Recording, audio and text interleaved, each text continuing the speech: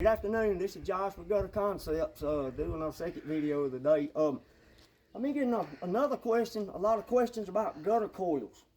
Y'all try to pay attention to this. This is what I've learned over the years. Some guys that have gutter machines, this is called a spool. This right here is called a cradle, okay?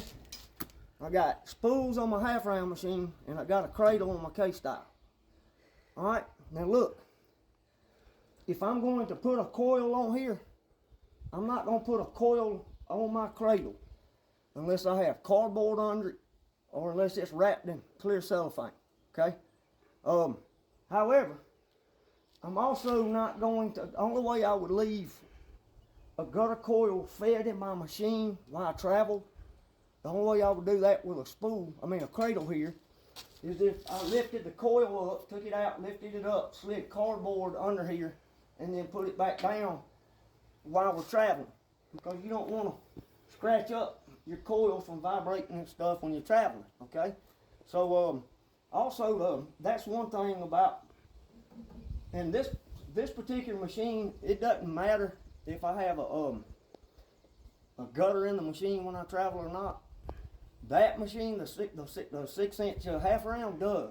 My owner's manual, when I bought that machine last year, it told me that I need to always travel with a piece of gutter coil in it. But the K-style machine, it's about 6 years old, and this one, I don't have to worry about that. Now, let me just say all that to say this. If you do have a coil fed with a cradle or a spool, pay attention, this is very important.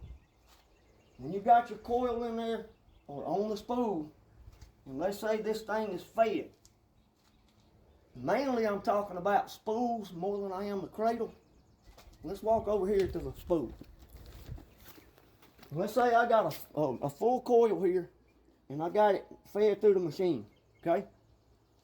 Even if I lock this down and make sure it can't move much, I've made this mistake probably 30 times in my career. I hadn't done this in a long time, but when you got especially a partial coil, if it's a 200, 300 foot coil, and I've got it fed in the machine and it's still on the spool, if you do not put a screw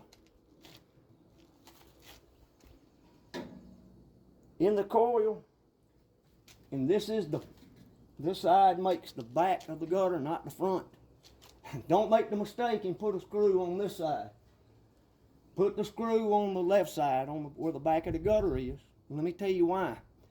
If you don't do that, and you have an open trailer like I got, if you don't do that, if you forget to put that screw in, and you get on the interstate, you're going to get about 20 minutes into the ride, and you're going to look back and you're going to see a coil flopping. 20 or 30 feet, it's going to unravel when you travel. Now, obviously, it doesn't do that if you got an enclosed trailer.